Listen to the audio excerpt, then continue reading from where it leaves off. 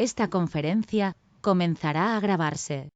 Hola, ¿qué tal? Bienvenidos a La Jaula, edición entrevistas. Soy de Buxec y el día de hoy tenemos de invitado especial a Juan Antonio Rodríguez, que es jefe de Departamento de Delincuencia Tecnológica de la UCO, de la Guardia Civil. Es un verdadero honor tenerte en esta nueva entrevista y para nuestra audiencia, gracias a nuestros patrocinadores Cyber Hunter Academy, ingresando el código La Jaula OSINT, tendrán un 10% de descuento en el curso de OSINT para principiantes. No se lo pueden perder. Bienvenido, Juan. Muchas gracias de invitarme a La Jaula. Y primeramente quisiera preguntarte cómo fue el comienzo de tu pasión por la informática y la ciberseguridad. Siempre es la misma pregunta y siempre me pongo igual de nervioso. Bueno, pues mira, yo llegué aquí en agosto del año 1998. Y un poco porque en Guardia Civil se había empezado ya con la primera unidad de delitos informáticos que se llamaba entonces y se acababa de explotar la operación de Ispahack, que yo me imagino que habréis leído alguna vez, ¿no? Un poco. Y bueno, necesitaban un oficial, yo salía de la academia y recién salido casi, llevaba escasamente un año fuera y bueno, pues tenía mis pequeños conocimientos ya de informática porque ya me gustaba un poco cacharrear.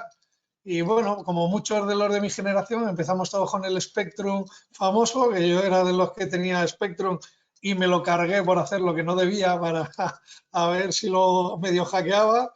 Y bueno, eso fue un poco más o menos el comienzo, porque en esa época además el ámbito de la ciberseguridad todavía estaba muy naciendo, ¿no? Eran los inicios, muy inicios, ¿no? En el año 98. Y así empecé. He estado, allí estuve hasta el año, por ejemplo, hasta el año 2003, que me trasladé a las unidades que se dedican más a temas de terrorismo, a montar el grupo de ciberterrorismo. Ahí estuve también otros 5 años. Y luego ya, pues temas nuestros de carrera, de promocionarnos, estuve con temas de Guardia Civil, de organización del despliegue, y una vez que ya pagué mi peaje en esos temas, pues ya la Guardia Civil consideró que podía ir a mandar el nuevo departamento contra cibercrimen, que es en lo que estoy ahora. Y ya llevo desde enero del 16. Y un sin vivir. Si quieres, un sin vivir.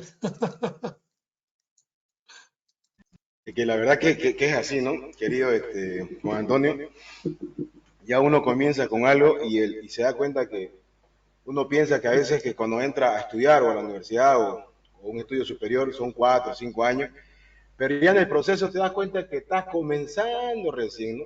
Porque laboralmente te vas abriendo y la misma experiencia te va exigiendo y te va dando un norte de lo que realmente te vas a llegar a formar, porque al final de cuentas no terminamos de formarnos del todo, nos volvemos especialistas en algo, nos apasionamos y el momento cuando descubrimos la pasión, ahí ya estamos listos, como se dice, de ahí no para, ¿no? Sí, Comentame, Juan pero Antonio, dime. pero ya llega uno ahora en la vida a un momento que tiene la sensación de cada vez sé menos, que cada vez me cuesta más, joder, estar al día y tal.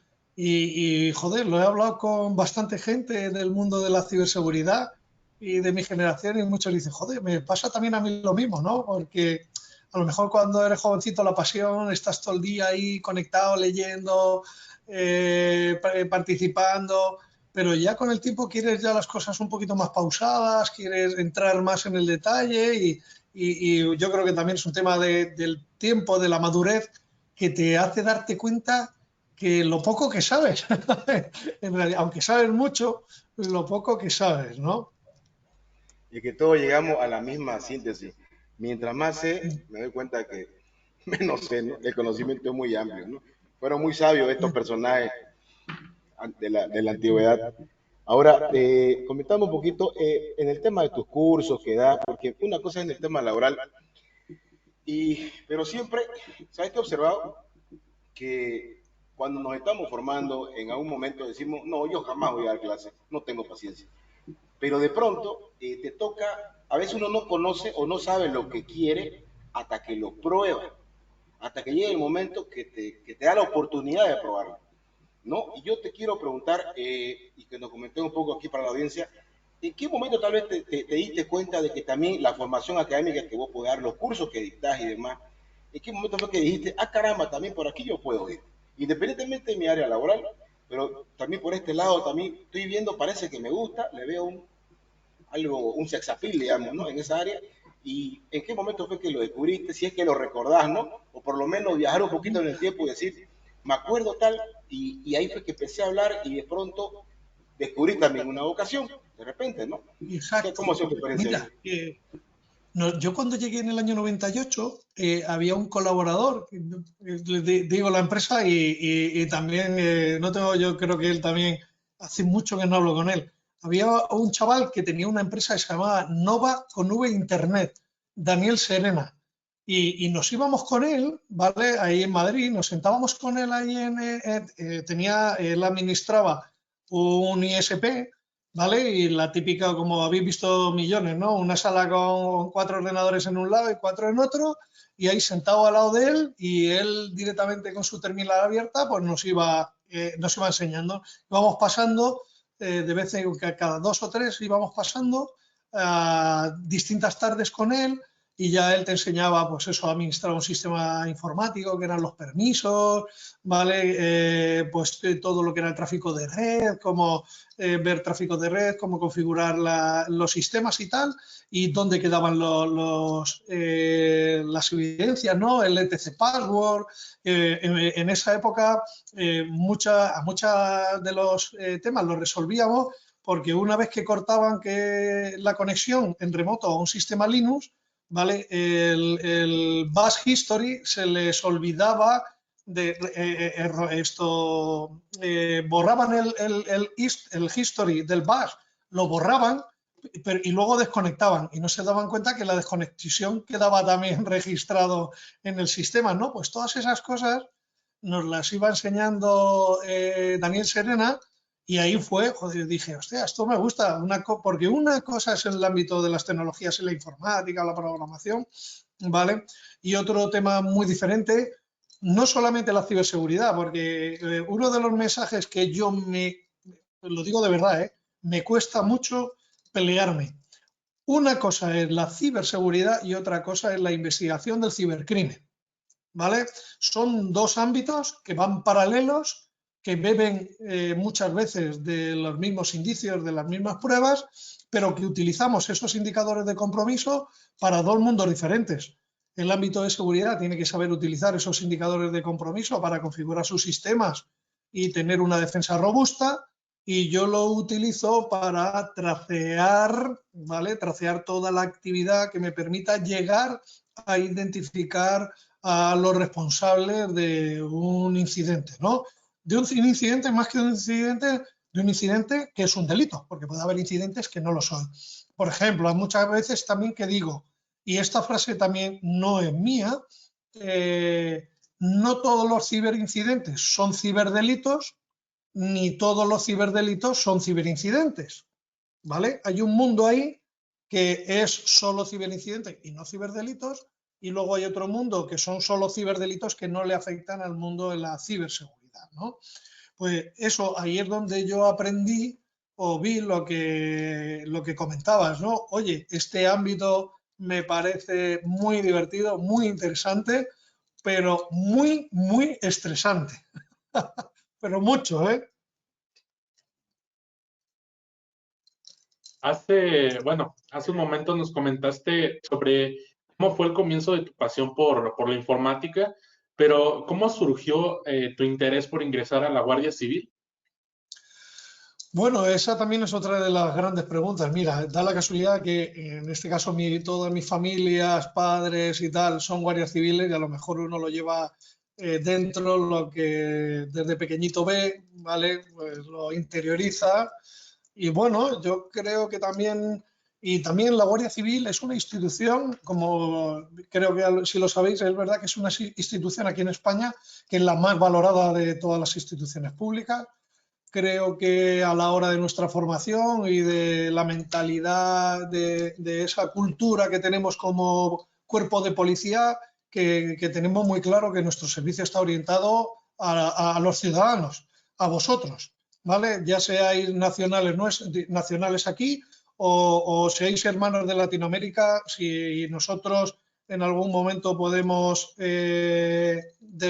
lógicamente, desde el imperio de la ley, investigar y poder daros esa asistencia como cuerpo de policía que somos, pues bueno, lo tenemos muy interiorizado y a lo mejor eso es lo que me atrapó, ¿no?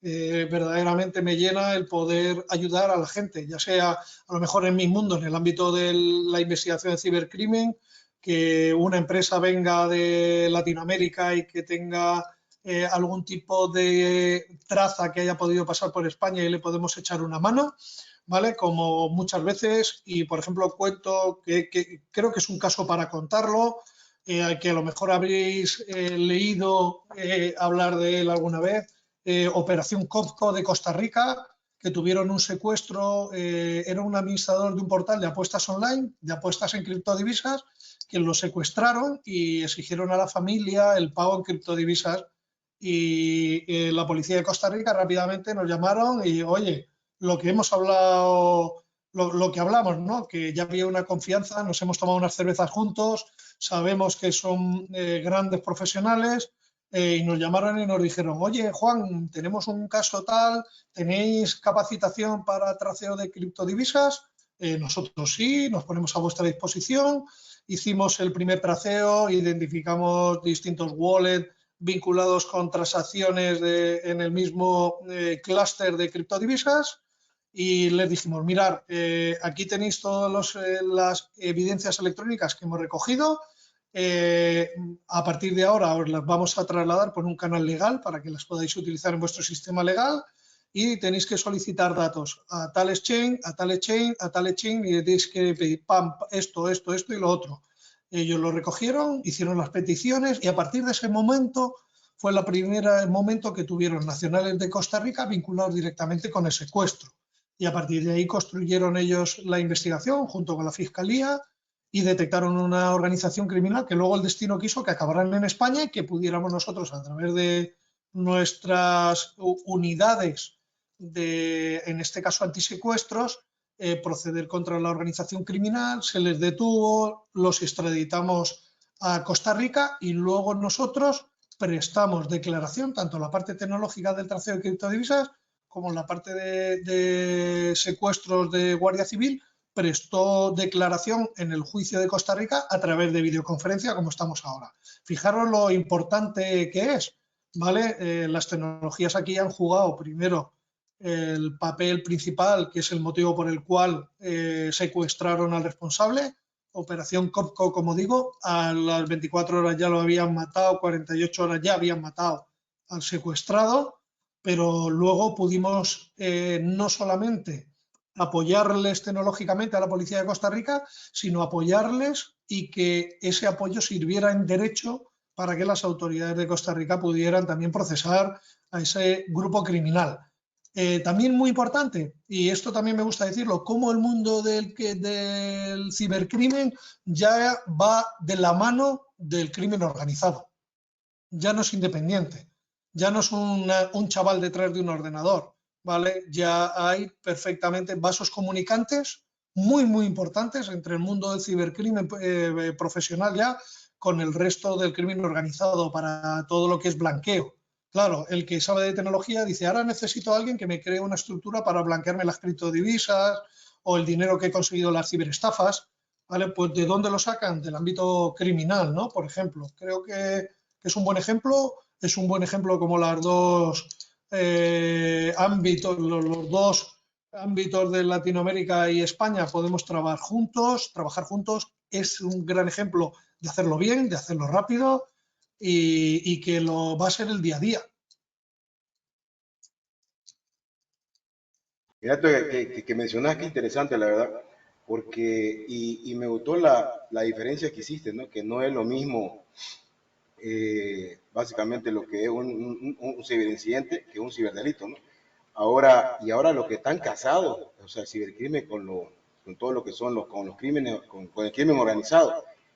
Lo que pasa es que ahora es como se ven los filmes, ¿no? Todos necesitan a un hacker, pero el tema es ese, ¿no? ¿Qué clase de profesional es? Y eso que no se malentienda, que un hacker no es una persona mala, simplemente es una persona con conocimiento bien amplio y donde puedes realizar ciertas tareas que son un poco complejas para los demás, pero el tema es valores, principios, ¿no? Que son los que predominan ahí. Ahora, mira esto que se me ocurre. Vos, por ejemplo, cuando estás en media investigación, cuando me hablas de tracear, estás traceando a alguien. Hoy en día, o sea, antes, digamos, seguramente hay un momento en el que cuando vos estás traceando a una persona, cuando vos estás tras de un target, y esta persona no existe digitalmente, pongámoslo así. Eso es muy poco probable, pero hay algunos que saben hacer sus cosas, incluso con su comportamiento. Porque yo ahorita me pongo a pensar en lo siguiente. Mira, el Internet del behavior, el Internet de las cosas, Cognitive Services. O sea, cada vez nos las complican más. Pero mira cómo la old school siempre te ayuda y te da norte, ¿no? Si a veces no tenés cómo llegar, básicamente ya empieza a actuar ya la inteligencia como tal. ¿Te das cuenta?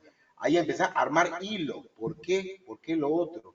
¿Qué hizo? ¿Cuáles fueron los patrones? ¿Cómo lo puedo identificar? Y esto me lleva a esto y a esto. Es un mundo amplio, ¿no? Es un mundo súper grande. Y vos en esa experiencia puedes comentarnos algún caso específico, no hay que dar nombre ni mucho menos, donde por ejemplo, yo estoy conversando con alguien y me decía, estábamos como hace rato decir, ya no son chavales como antes, el cibercrimen ya no son chavales, ¿no? Hay una mente maestra por encima, con intenciones ocultas y con intenciones muy malas, ¿no? Y en este contexto, por ejemplo, esta persona, este grupo, estaba investigando sobre un ataque, pero no encontraban el target. ¿Por qué? Porque las variables que le daban a los sistemas, a las herramientas de investigación, nunca, o sea, no existía el personaje. ¿Y sabes cuál fue el pequeño error ahí? Que subestimaron la edad, porque la persona era de 67 años. Pensaban que era un chaval, pensaban que era un joven. O sea, no puede ser, hicieron de todo, pero la única variable era la edad. Por ejemplo, hagamos una búsqueda en nuestros motores de búsqueda internos, en nuestra información donde paramos cruzando, que es un tema que después me voy a conversar, pero no pusieron la variable, extendamos la edad. Es como cuando hacemos un filtro. ¿Te das cuenta? Sí. 77 años y subestimando eso, no lo encontraban, hasta que pudieron obviamente encontrarlo y demás, ¿no? Que es una noticia bien amplia, ¿no? A nivel internacional. Ahora, yo te pregunto, con todo esto, ¿cómo se la estaba? Yo sé que la Guardia Civil en España es top. Yo la verdad que he leído bastante sobre ello y la verdad que lo que hacen ustedes allá es increíble. Es un nivel tan superior a muchos otros países. Y hablando de la zona euro, ¿no? Por si acaso, en Europa en sí. Entonces, ¿será que nos puedes comentar un poco de tu experiencia llamémoslo, desde el dial-up hasta el Cognitive Services? ¿Cómo ha sido la investigación? ¿Cómo es tracear a alguien? La diferencia desde el dial-up, con 56K a fibra óptica de 5 gigabits y con todas las herramientas que tenés y con la IA entre medio y con cada atleta que increíble que te sorprende. Pues mira, lo primero cada vez es muchísimo más complicado. Yo siempre lo digo, los famosos facilitadores del cibercrimen, ahí están, las VPN, ¿vale? Los markers en la dark web, el uso de las criptodivisas, ¿vale? Al final les da un grado de anonimato, aunque algunos se enfada conmigo porque lo digo, pero bien gestionado te da un grado de seguridad y de anonimato del 100%. Pero tú creo que lo acabas de decir, Paul, que luego, como somos personas, cada vez queremos más y más y más. Y al final, ¿vale? Esa guardia alta que llevamos cuando empezamos en estos temas, la vamos bajando. Y en algún momento bajas la guardia y en la VPN no te has dado cuenta que se te ha caído y se ha quedado la IP pública por ahí registrada en el último sitio donde te vayas a encontrar, ¿vale? Entonces, pues, ¿qué es lo que hacemos? No creo, en los top aquí en Europa, y es verdad que son top, son los holandeses. Los holandeses son top de verdad, ¿vale? Esos tienen una capacidad tremenda desde el punto de vista tecnológico, de investigación, son los que lo tienen claro, son los que han definido, por ejemplo, a nivel policial, son los que han definido un concepto que es el High Valuable Target, ¿no? El objetivo de alto valor. Es decir, yo no voy por, yo qué sé, un caso de sextorsión. No, yo voy a vigilar todos los portales de pornografía infantil a obtener quienes los administran, por ejemplo, ¿no? Dicho en el ámbito de los abusos, pero en el ámbito del hacking igual. Yo no me voy a investigar el hackeo, el ransom, no voy a investigar el ransom que ha sufrido la empresa Colonial. Yo lo que hago es tirar a los foros, ¿vale? Y analizar con inteligencia artificial foros donde los distintos grupos de ransom van publicando los leaks o van publicando información de algún tipo, o si ha habido participación en foros, bueno, pues todas esas fuentes las voy gestionando y tal. Esos son los holandeses. Bueno, nosotros lo que vamos es, primero, no prejuzgando, ¿vale? Que me molesta mucho porque como está tan de moda lo de los actores Estado, y a lo mejor yo me equivoco, pero hay un interés muy particular en que muchos de las autorías de los grandes hackeos sean autores Estado, que por cierto, también lo hemos comentado, nosotros aquí, yo cuando hablo de un hacker, para mí no es un delincuente un hacker, y al revés, que vengan con nosotros a tomarse unas cervezas cuando quieran, que tienen la puerta abierta y nos van a conocer enseguida y pueden colaborar si ellos quieren. El ciberdelincuente es el tío al que perseguimos, que es el tío que ha cometido un delito, ¿no? ¿Vale? Pues vamos buscando ese error, analizando todos los registros. Muchas veces, ahora con el tema de las criptodivisas, pues eso, dejándonos las pestañas, viendo transferencias en criptodivisas, hasta buscar alguna que podamos vincular con el mundo físico y poder tomar una manifestación a una persona y decirle, oye, hemos visto que este wallet a ti te pertenece, enviaste una transferencia o la recibiste, ¿me puedes explicar a quién lo hiciste? Y vamos intentando como una hormiguita, ¿vale? Granito a granito, intentar ir construyendo la investigación y buscando en ese momento que el posible malo, que es como lo llamamos nosotros, el malo haya cometido un error y que nos sirva para abrir esa brecha a la organización. Ejemplos. Pues hace poco que además hemos dado ya una charla, explotamos la operación Tricoin, que esa fue el 30 de julio del año 2020, hackearon uno de los exchangers, un criptocustodio aquí en España que se llamaba Together. Le robaron en ese momento 1,5 millones de euros en criptodivisas, Bitcoin y Ethereum. Valor que a los 9 meses llegó a los 6 u 8 millones de euros el valor de las criptodivisas. Hicimos la investigación y sacamos distintas líneas de investigación, pero principalmente, y lo conté en una charla en la RUTED Madrid, cómo finalmente de todas las líneas de investigación que habíamos abierto, pues rompimos la seguridad.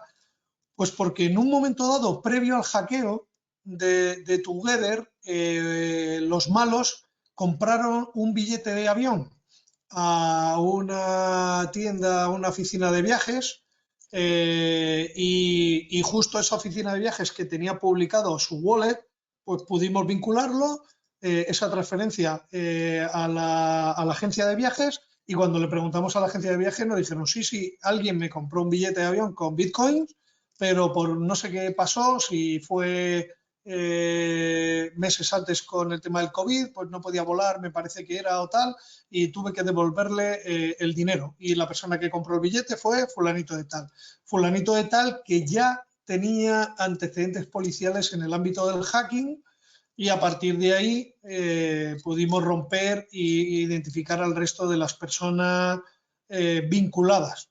Como curiosidad también contaros, hicimos la explotación de esa operación en 2 fases y claro, en la segunda fase ya se habían enterado lo que habíamos hecho en la primera, tiraron todos los dispositivos electrónicos, se deshicieron de todo, y cuando hicimos la entrada y registro en el domicilio no había nada. Pero bueno, eso no quita que siempre puede haber algo, ¿no? Que es un poco la respuesta a tu pregunta, ¿no? ¿Dónde está el éxito? Bueno, pues porque somos muy meticulosos. Bueno, no había dispositivos electrónicos, pero eso no quita que no hagamos el registro y vayamos buscando la mínima evidencia. Y bingo, en un momento dado del registro apareció un papel con 15, 16 palabras anotadas y dijimos, ahí va, esto puede ser una semilla de criptodivisas.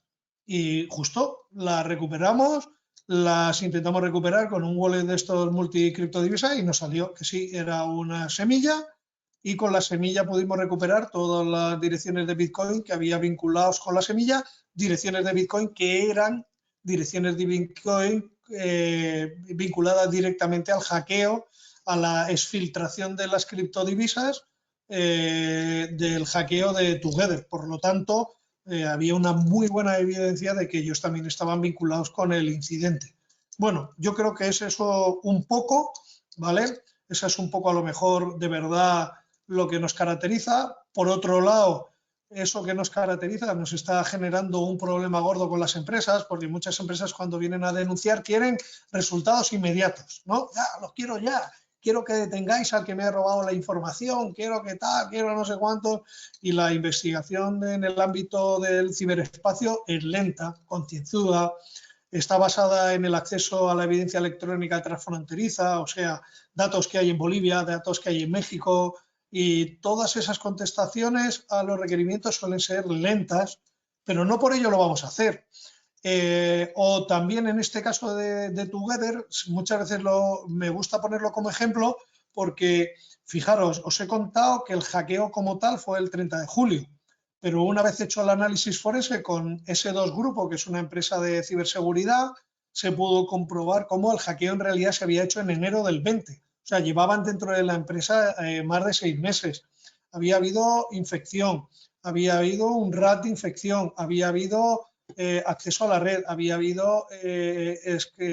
habían escalado privilegios, habían pivotado dentro de la red, ¿vale? Están todas las fases típicas, ¿vale? De un hackeo, ¿no? Las fases reconocidas en un proceso de hacking.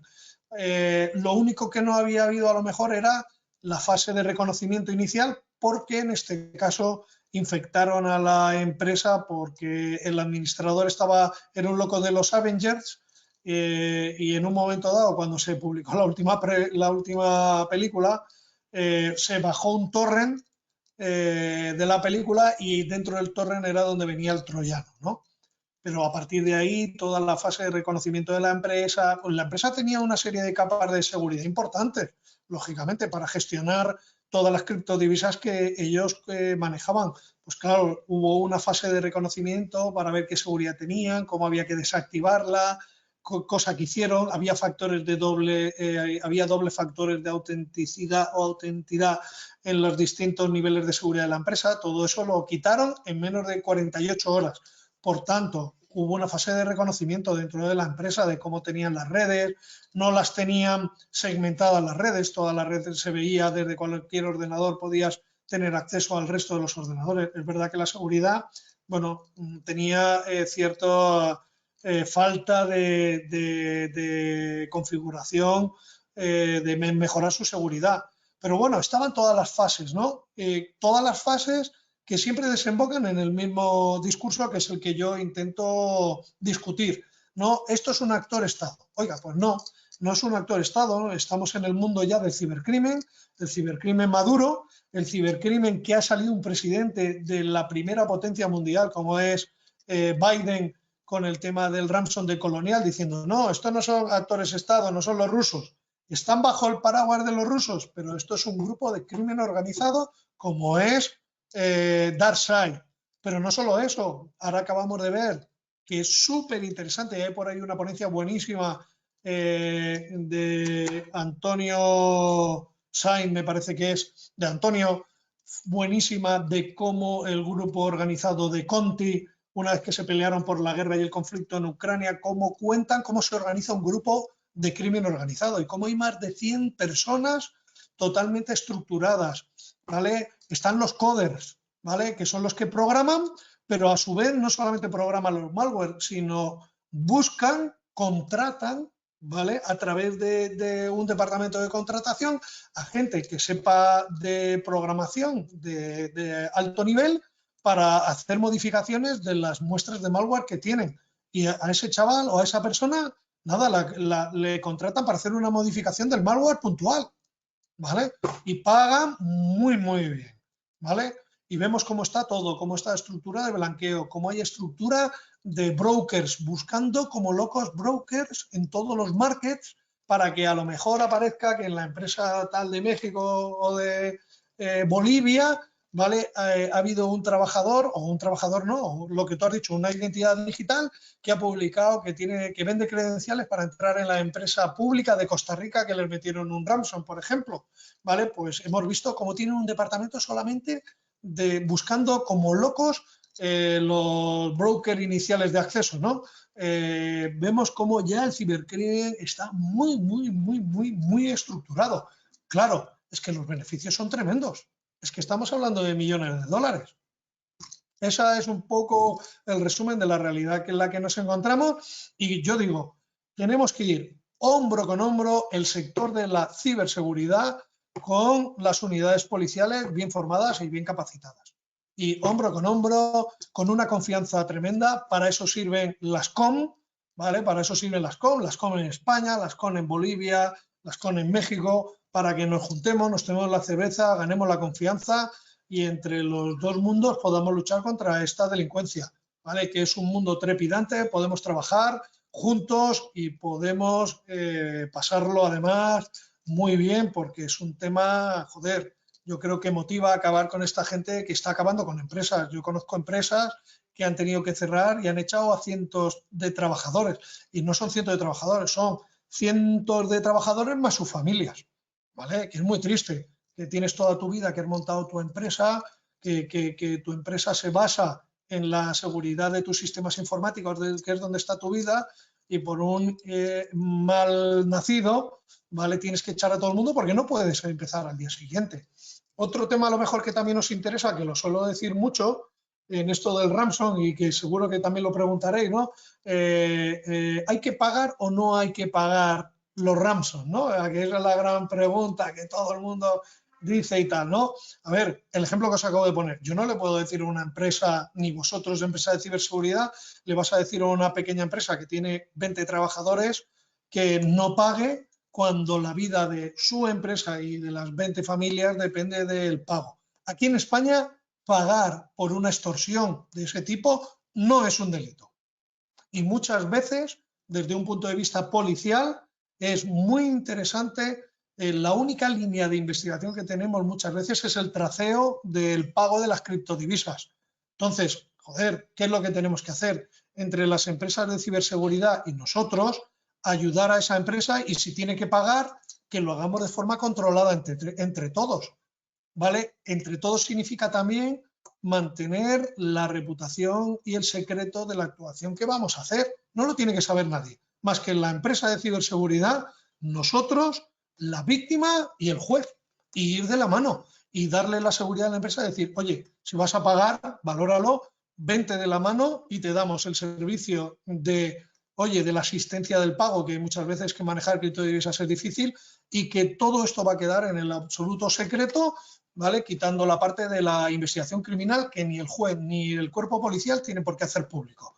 Y el día que si sale la investigación bien y queremos trasladarla a la opinión pública, nos podemos comprometer tranquilamente sin explicar ni quién fue la víctima ni cómo se realizó el pago. Pero eso sí, ni yo puedo ir solo de la mano, ni el ámbito de la ciberseguridad puede ir también sola de la mano, ¿vale? Ni el juez también no debe de conocer una situación así.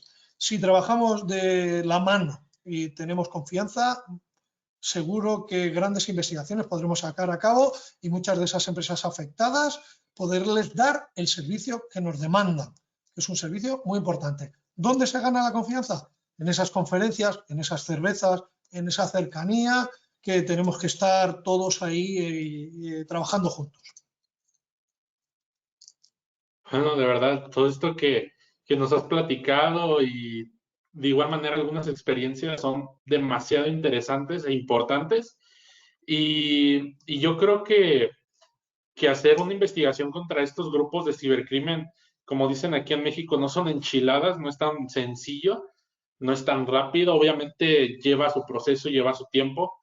Y bueno, entrando un poquito en tema de psicología, por así decirlo, es cómo tener esa mente fría en el transcurso de la investigación, porque como mencionaste, ya estos grupos no es Juanito atrás de una computadora haciendo maldades, o un muchacho de 16 años nada más haciendo pues ahí ciertos experimentos. Ahora ya hasta grupos del cibercrimen, bueno, grupos del crimen organizado son parte de grupos de cibercrimen y pueden llegar a existir miedo por lo que estos grupos puedan llegar a hacer a uno en caso de que pudieran obtener algún dato valioso, maestro. Que la pregunta es que existe ese miedo. Lógicamente, lo que estamos hablando del cibercrimen ya está formando parte de lo que es el crimen organizado.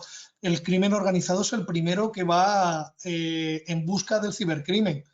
Seguro que también habréis leído sobre EncroChat. EncroChat era esos teléfonos móviles que habían sido manipulados con un software especial para asegurar las comunicaciones y se vendían en el ámbito del narcotráfico puro y duro. También ahí ves una mezcla del ámbito de tecnológico y el cibercrimen y el crimen organizado, perdón. Claro, al final, pues desde el punto de vista psicológico, como vienes a decir, pues los mismos principios que rigen el crimen organizado, ¿vale? Y lamentablemente México es uno de los grandes sufridores de ese crimen tan tremendo, pues también se trasladarán al ámbito del cibercrimen. Van totalmente ya unidos. Ojo, que existen todavía escenarios que nos hemos encontrado donde todavía está el chaval joven detrás de un ordenador. Bueno, tenéis el ejemplo último de Lapsus, ¿vale? Que también me gusta mucho ponerlo. Lapsus cuando publicó que habían hackeado Vodafone, que habían hackeado Microsoft. Claro, al principio está el relato, ya son los rusos, los coreanos y tal, hasta que alguien del ámbito de la ciberseguridad que hacía inteligencia dijo, ojo, tengo aquí el primer post del que parece ser el líder de Lapsus y es un chaval de 19 años y los detuvieron en Inglaterra. Pero ojo, el chaval de 19 años ya estaba en una estructura mucho más grande, había mucha más gente con Lapsus metido de todas las edades, ¿vale? Pero el chaval era joven.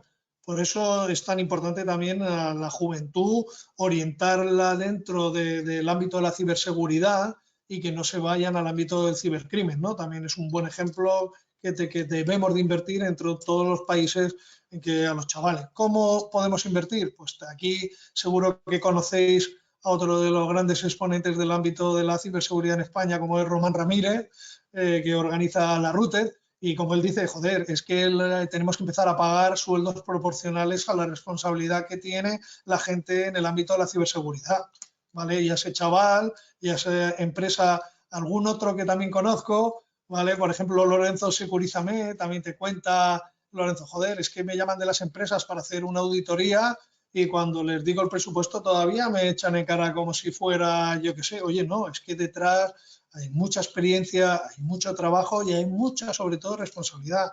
Estamos hablando de seguridad. Seguridad que, como he dicho, puede afectar a familias, puede afectar a personas, ¿vale? Es muy importante y debemos de poner en su sitio a toda la comunidad de la ciberseguridad.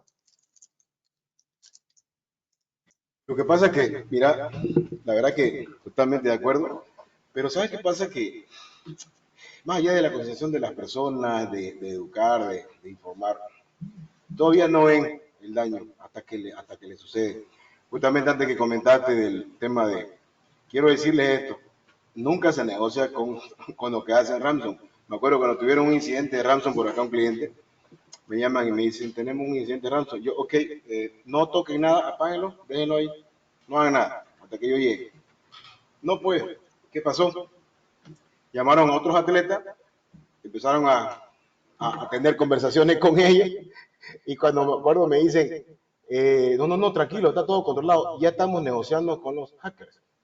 O sea, estamos negociando y ya estamos acordando. Yo le dije, o sea, ¿esto es un filme o están grabando o qué, digamos? No se negocia, eso no existe, o sea. Pero bueno, entonces ahí también te da, y eran especialistas en informática. Entonces ahí está el tema, ¿no? O sea, ¿quién realmente está formado o preparado, ¿no? Va por ahí número uno, la formación, la investigación, la pasión, etcétera. Pero como acabas de mencionar, esto es lo que hablas de los CON, por ejemplo, hay un libre CON en Bilbao, creo que es el 15 y el 16, si no estoy mal informado.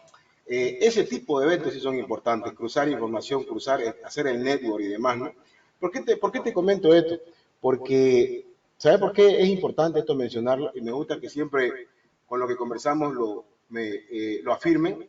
y lo corroboren, porque ahora es importante cruzar la información. Hace rato comentaste de que nosotros cuando estamos haciendo investigaciones, o sea, tenemos, yo sé que cumplen yo sé que cumplen la normativa del derecho de la privacidad de los datos, ¿no? Que en Europa tienen una ley muy fuerte con eso.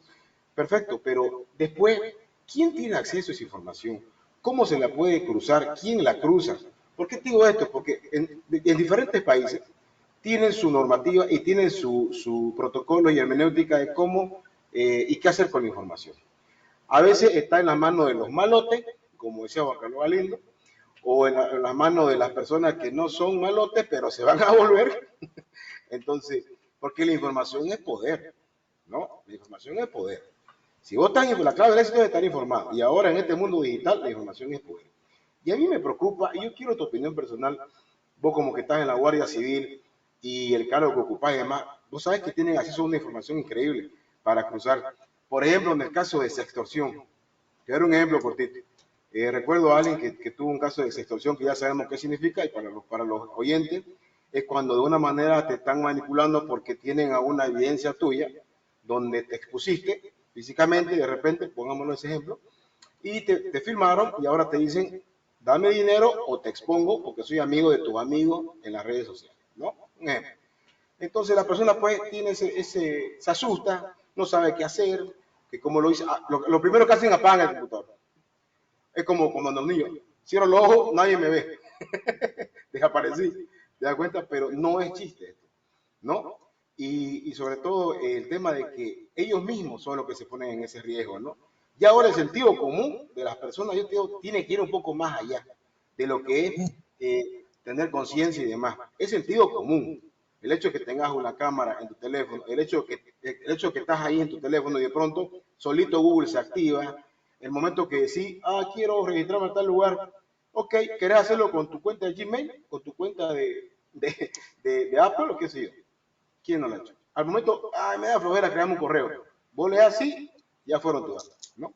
El otro día discutíamos a dónde se van esos datos, quién los tiene, pero no importa, un tema aparte. Pero el tema, por ejemplo, de extorsión, recuerdo que con esta persona, antes era más fácil encontrarla.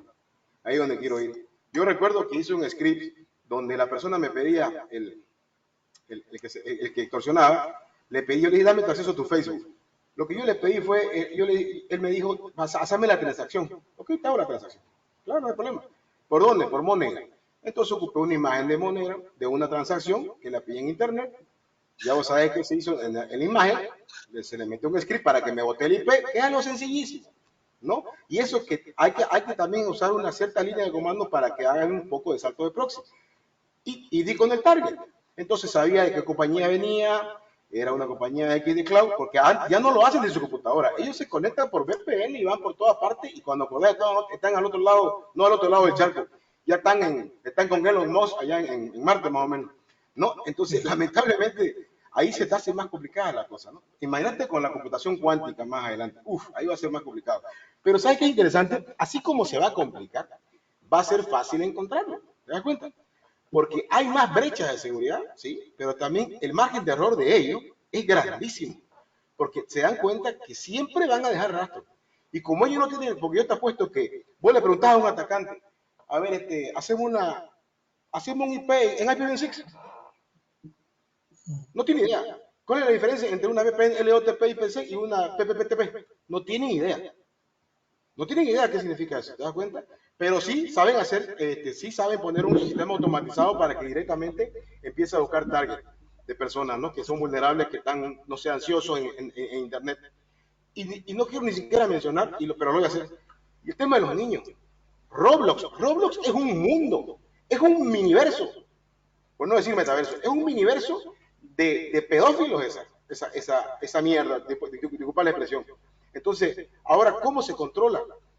¿Te das cuenta? Entonces, en este tema me pongo intenso, perdón, pero es que es increíble y me preocupa mucho.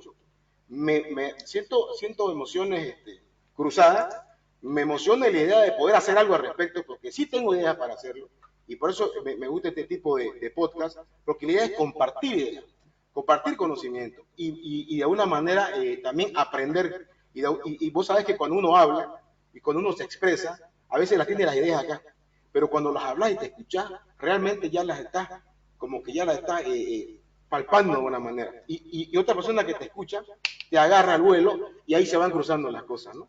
Entonces, por eso es importante el tema de las comunidades, ¿no? Y de compartir este conocimiento. Pero yo te pregunto textualmente, sin tapujos, como decimos acá, ¿cómo ha sido la experiencia en el tema de, por un lado, de la extorsión? Yo sé que ha disminuido un poco en España, pero el tema de la pornografía infantil, el tema de estos personajes que tienen cierto morbo por eso, que me indigna, no quiero ni decirlo, ¿cómo estamos controlándolo hoy por hoy? ¿Qué se está haciendo al respecto? Pues mira, en ese ámbito, primero te contesto un poquito. Yo también hablo mucho del sentido común, pero el sentido común ya lo tenemos desarrollado. Lo que nos falta es desarrollar el sentido común digital. Eso es lo que necesitamos desarrollar.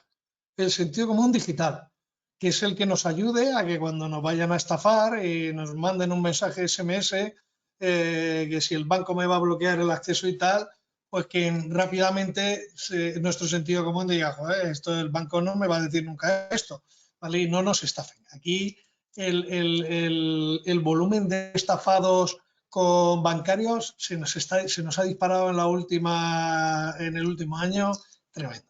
El tema de la pornografía infantil, o mejor dicho, como se debe de llamar, que la distribución de contenidos de abusos sexuales infantiles a través de Internet, ¿vale? Está disparado, es verdad, eso es lo primero. ¿Qué es lo que, por ejemplo, a nivel policial estamos haciendo? Lo que más se está invirtiendo en dos ámbitos, dos líneas de actuación. La primera es Estados Unidos, que lógicamente nos llevan un poco de ventaja a todos, se han dado cuenta lo que estás contando tú ahora, que las empresas son las que manejan esa información, el poder, y las empresas no comparten la información entre ellas. Bueno, entonces, ¿qué ha hecho Estados Unidos? Como las empresas tienen el poder, las empresas que utilizan los chavales para hacer Roblox, para Fortnite, para todo eso, pues cojo a todas las empresas y las reúno en un centro que le llamo el NECMEC, que creo que, no sé si habéis oído hablar de él, el NECMEC.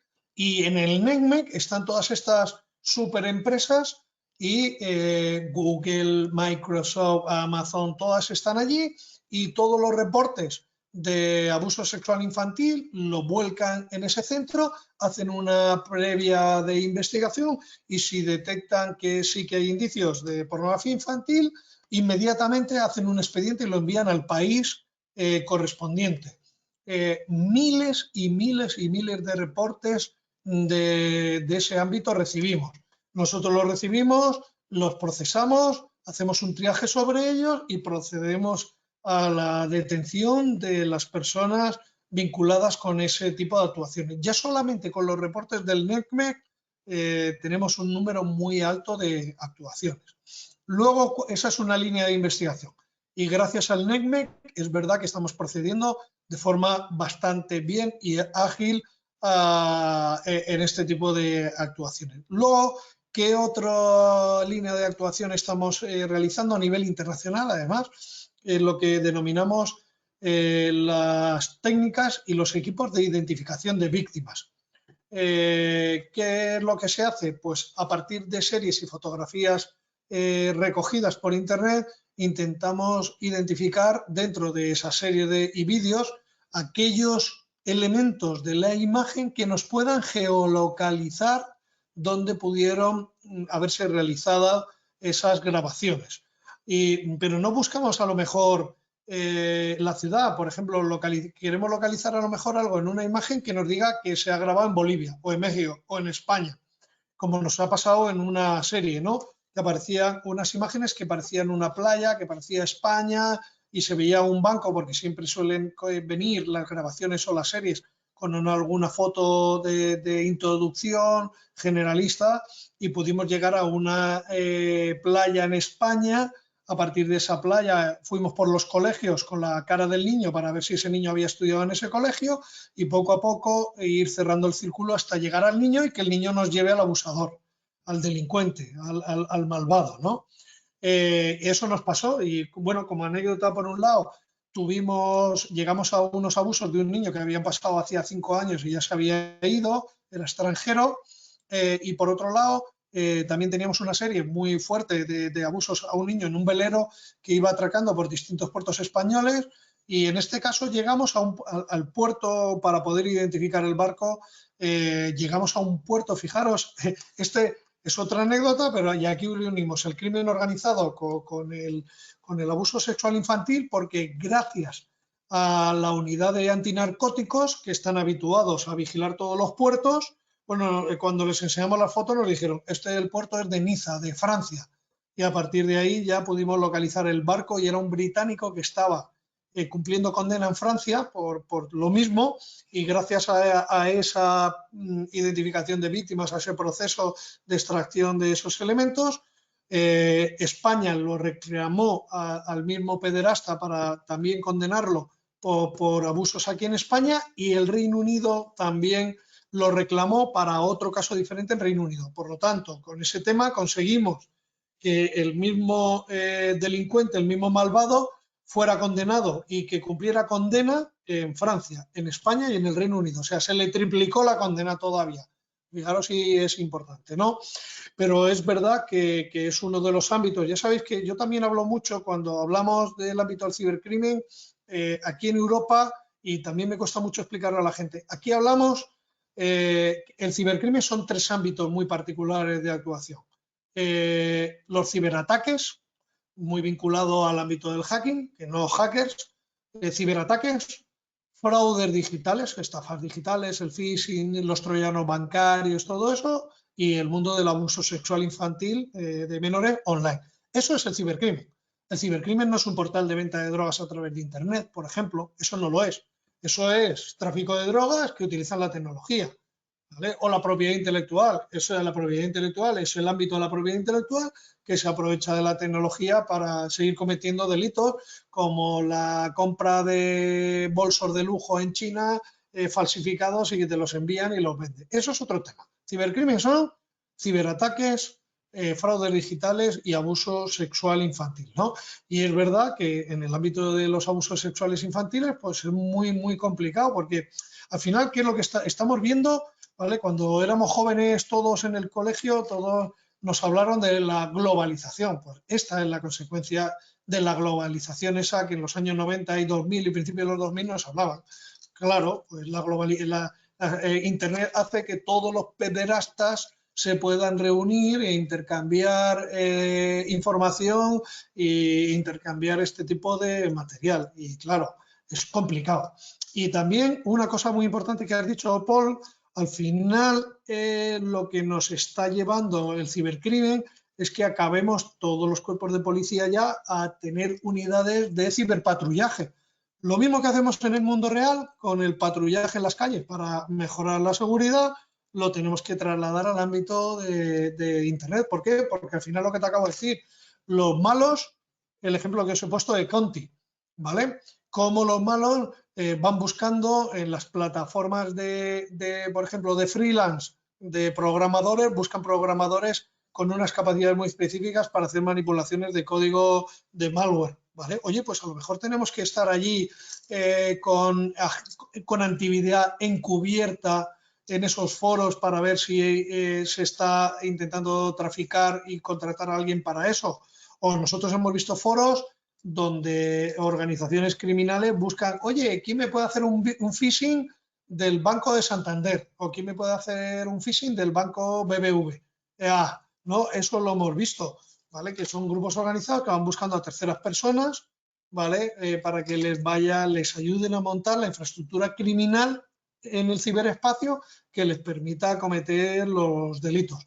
Pues eso, en eso estamos, y en eso están casi todas las policías ya también de Europa, en esas unidades de que participen en esos tráficos de comunicaciones del mundo delictivo, que es lo que tenemos que ir poco a poco, porque ya a partir del post-mortem, ¿vale? A partir del post-mortem es muy complicado encontrar una trama que te permita construir una línea de investigación. Bien, pero también os cuento otra anécdota que me gusta mucho hablar, ¿no? Es verdad, si de verdad la Guardia Civil se puede sentir orgullosa, ha sido en España de acabar, ¿vale?, con una banda terrorista como era ETA, que era sanguinaria, ¿no? Con muchos muertos y muy estructurada y muy violenta, ¿no?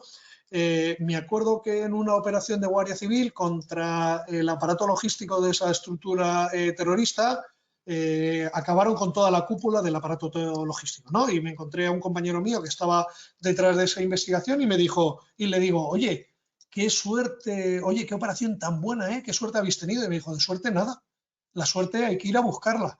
Hemos abierto más de 1000 líneas de investigación.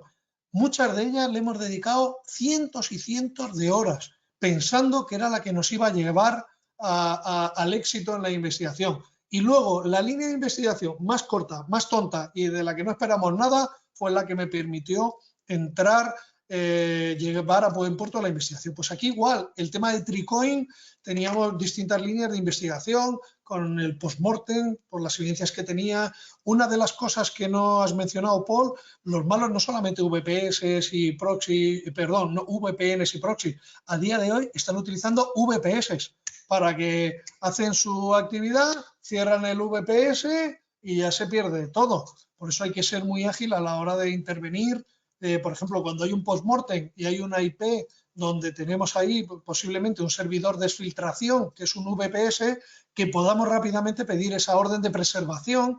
Y el otro día en una reunión que tuvimos con todas las policías en Latinoamérica les decía, ojo, tenemos que estar preparados para cuando recibamos esa orden de preservación de un ciberincidente, poder ir rápidamente al proveedor de servicios digitales y poder hacer esa preservación a la espera luego ya que venga esa comisión rogatoria internacional o que es lo que sea. Y se puede, nosotros lo hemos hecho y ha funcionado en algunos países y ya tenemos la intervención. Ejemplo también, voy a poner otro ejemplo chulo que os gustan los ejemplos, ¿no? Nos llamó la Gendarmería francesa, que tenían un panel de mando y control en las Islas Baleares, en España, y si les podíamos hacer la intervención. Se pusieron rápidamente en contacto, fuimos para allá y qué curioso, fijaros en la anécdota, vais a alucinar un poco. Sí, ¿por qué el proveedor de servicios digitales estaba en Baleares? Baleares se caracteriza por el turismo y porque hay grandes yates de superlujo. Los 3 paneles de mando y control estaban embarcados en 3 yates de lujo. O sea, los malos habían hackeado 3 servidores de dentro de yates de lujo y habían instalado ahí el software del panel de mando y control del Emotet. ¿Vale? Eran 3 paneles de mando y control de Emotet para que veáis un ejemplo de cómo se mueven los malos, ¿no? Así que, pues claro, hay que ir rápido, ¿vale? Y hay que buscar ese error que cometen los malos, coger esos servidores de VPS, por ejemplo. En el caso de Tricoin, no identificamos, no pudimos agarrar los servidores VPS, pero durante la detención, ahí sí, en el análisis forense que hicimos de los dispositivos, encontramos las credenciales de los VPS y las direcciones de los VPS. Por lo tanto, pudimos acceder, ¿vale?, el acceso remoto a sistemas informáticos con control judicial, lógicamente, para acceder a los VPS y ver si había trazas o tramas vinculadas con el hackeo. Pues eso es lo que tenemos que manejar. Tenemos que estar, ¿vale?, ser muy prácticos a la hora de acceder a un VPS, poder hacer ese acceso remoto y extraer toda la evidencia y siempre, lógicamente, con el imperio de la ley, guardando la cadena de custodia para no invalidar la prueba. Y tenemos que estar ahí todas las policías, y vuelvo otra vez, y codo con las empresas de ciberseguridad. Muy importante. Yo no tengo que invertir, esto es otro de los grandes errores policiales, ¿no? Hay veces que me encuentro con cuerpos de policía, es que estamos creando un equipo de análisis de malware. No, ¿para qué? Pide apoyo a una empresa de ciberseguridad que te la va a dar. Y además no te va a cobrar porque la empresa de ciberseguridad también te va a utilizar a ti para él posicionarte ante su mercado.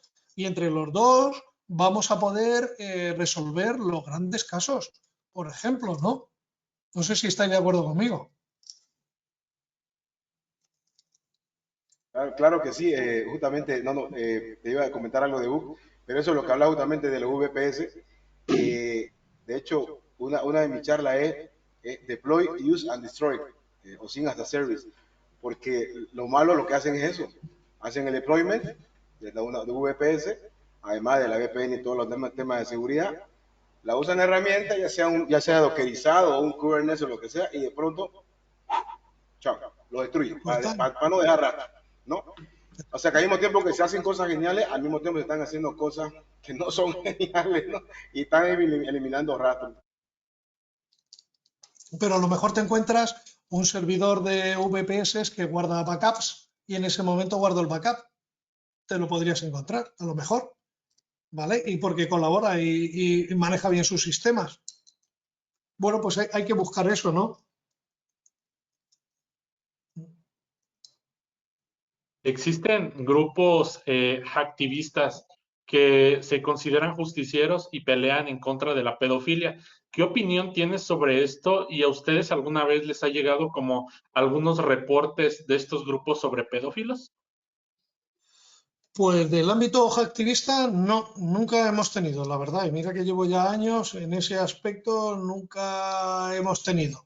Sí que hay veces que hemos recibido alguna comunicación anónima donde nos pone sobre aviso de la existencia de algún foro de abuso sexual infantil o foros donde se pueda estar traficando con material ilícito de algún tipo. Bien, es una denuncia anónima, bueno, una denuncia, mejor que denuncia es una colaboración anónima y nosotros como investigadores criminales tenemos que comprobar que los hechos sean ciertos, ¿vale? Y si los hechos son ciertos, nuestra obligación es ir a la autoridad judicial para que a partir de ese momento la autoridad judicial valore la información y diga, continuamos, se abre investigación y seguimos, ¿no?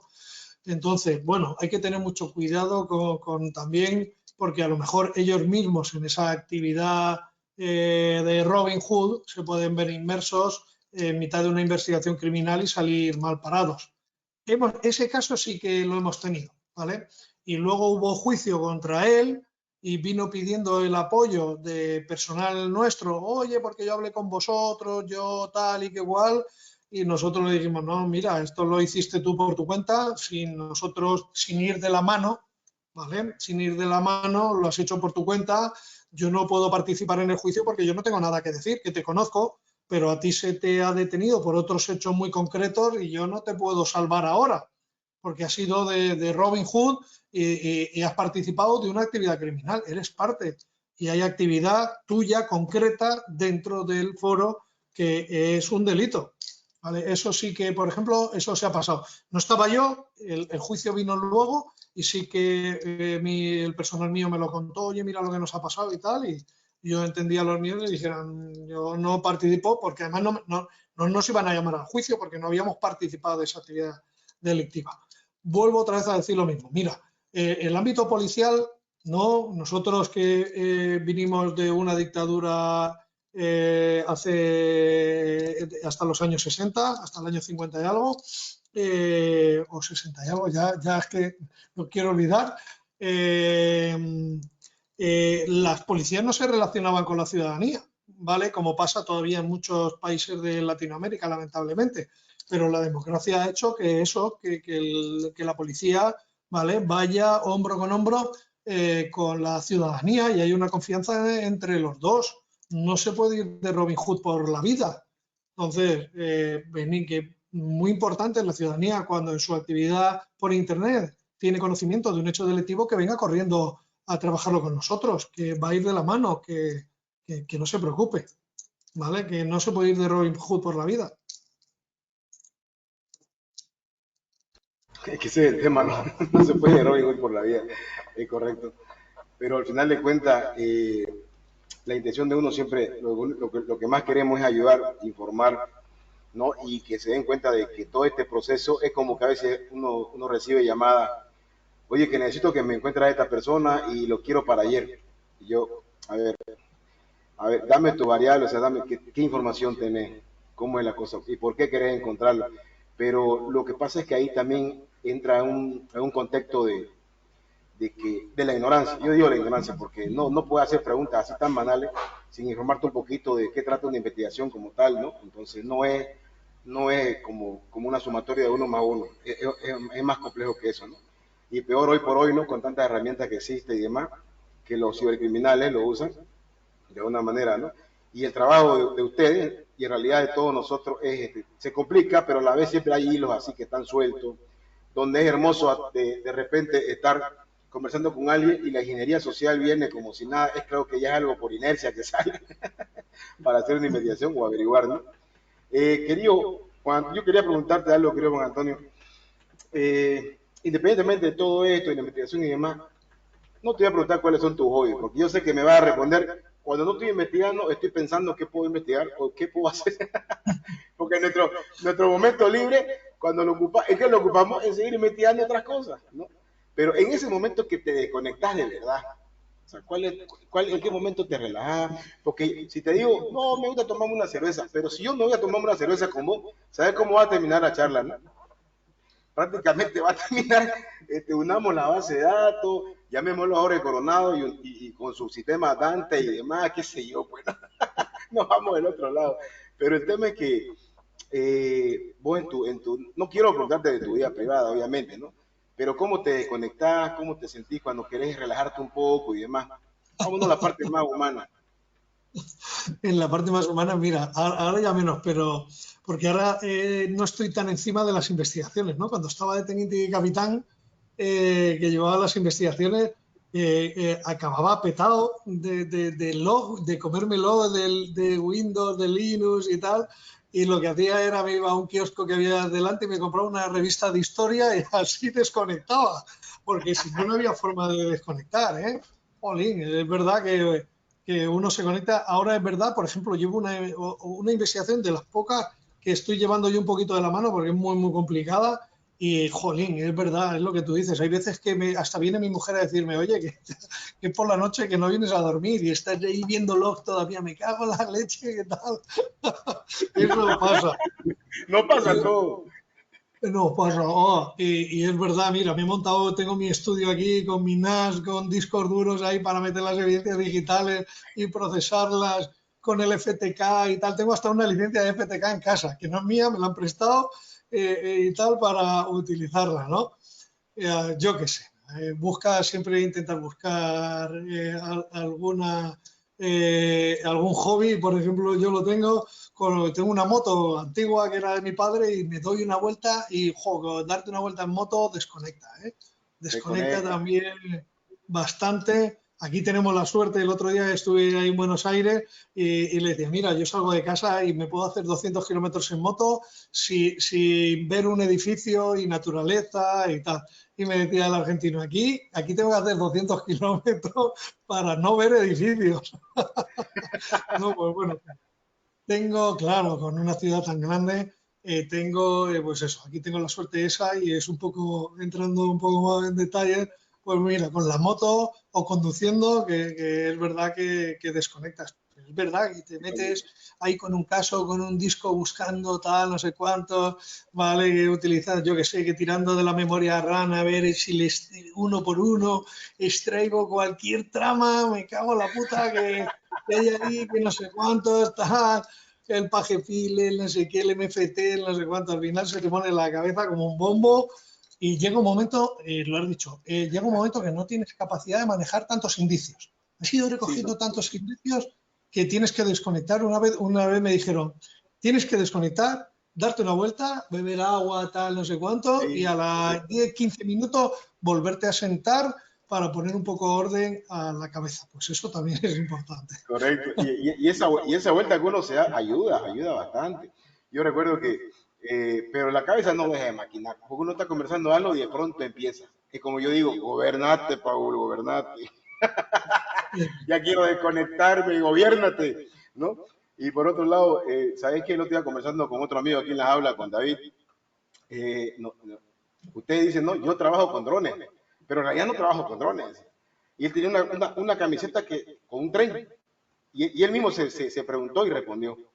Y me dirás, ¿por qué no me dedico a los trenes? Porque el tren me gusta, decía. ¿Cómo es eso? Porque si lo que me gusta lo hago como mi trabajo, ya estoy listo. Ya fui. ¿Te das cuenta? Entonces, a mí, por ejemplo, me encanta hacer churrasco, cosas así, desconectarme y ponerme a cocinar. Entonces, ahí no hay como mi cerebro maquine, a no ser que me ponga a pensar, caramba, el humo se está yendo de una manera diferente, pero puede evidenciar algo. Entonces, ya empezó a maquinar, ¿no? Y no puede hacer eso, ¿no? lamentablemente es así, pero la verdad que excelente todo lo que nos comentás y qué nivel más, qué nivel alto que tenés, querido Juan Antonio, en todo este tema y la experiencia, pues lo que habla, ¿no? La experiencia es lo que habla por uno mismo. Y así yo súper cortito, mi pregunta, ¿será que me puede poner en una palabra? Te voy a hacer, chico pregunta, pero en una palabra, tratar así, en una palabra. Ya es un ejercicio, que es como que, para que nos distraigamos un poco, te voy a desconectar. ¿Te parece? Pero solamente una palabra. Yo te digo una palabra y vos me decís otra palabra. ¿Qué significa para vos? Y con Lo más una fácil. palabra te tengo que Con conectar. una palabra. No sé yo. Tenés que arreglártela. Es con una palabra. Yo sé que Ya te va estoy a costar. sudando. Ya Es que estoy sudando. es bajo estrés, es bajo estrés. Si no hay presión, no se puede. Vos estás acostumbrado a la presión que te pones vos mismo, ¿sí o no? Pero otro No hay tipo de presión. presión. Ya con una palabra. Ya. ¿Qué significan esos libros que están atrás de vos? Libros. ¿Qué significa? Me Una pregunto, palabra, una perdona. palabra. Libro. Entretenimiento. Ahí está, entretenimiento, muy bien. Metaverso. Mentira. Inteligencia artificial. ¿Perdón? Inteligencia artificial. Inteligencia No te artificial. oigo. Inteligencia artificial. Inteligencia artificial. Mm, eh, es futuro, pero Futuro. oscuro. Una. Futuro pero oscuro. Juan Antonio Rodríguez Álvarez de Sotomayor. Inculto. Qué buena, qué buena. Excelente, querido, excelente. Viste, fue un poquito de presión, pero viste, fue genial, fue genial. La familia. El soporte. El soporte, excelente. Nada más, muy bueno. Estoy No esperaba sudando, menos. mira. No te enseño. Hasta yo me puse más nervioso, porque te puse nervioso, yo también me puse nervioso, pero esa es la idea, ¿no? Lo del metaverso es una cosa, y yo veo a nivel policial cómo la gente, chicos, se construyen relatos artificiales y todo el mundo se tira a la piscina, ¿no? ¿Vale? Cuando la realidad va por otro lado. Tú has dicho una cosa que no hemos hablado un poco y tal, también no hemos profundizado, el poder de la información. Sí, Paul, la información no la tenemos nosotros, la tienen los bancos, la tienen los operadores de telecomunicaciones, la tiene Correcto. Amazon, la tiene Google, la tiene Facebook. Claro, lo que no podemos estar jugando es al gato y al ratón, ¿no? Ejemplo, Google, dime dame los datos de suscripción de esta dirección de correo electrónico. Y te contesta eso por ejemplo, una dirección IP de registro y te contesta un correo de soporte, ¿no? El correo que tal. Que ahora otra vez a preguntarle, vale, vuelve a darme quién está detrás del correo de soporte y si de esta IP, tal. Eso es lo que no puede ser. Nosotros hemos perdido, yo me gusta decir en todas estas reuniones, los cuerpos de policía o los encargados de dar seguridad a la ciudadanía, hemos perdido ese poder de dar seguridad, de la seguridad ciudadana, que se llama la seguridad pública, y ahora mismo eso está en manos de las empresas. El famoso gran hermano, ¿vale? Del libro del hombre este que ya se me ha ido de la cabeza, ¿vale? El famoso gran hermano, ¿vale? No somos nosotros, no es el Estado, son las grandes empresas.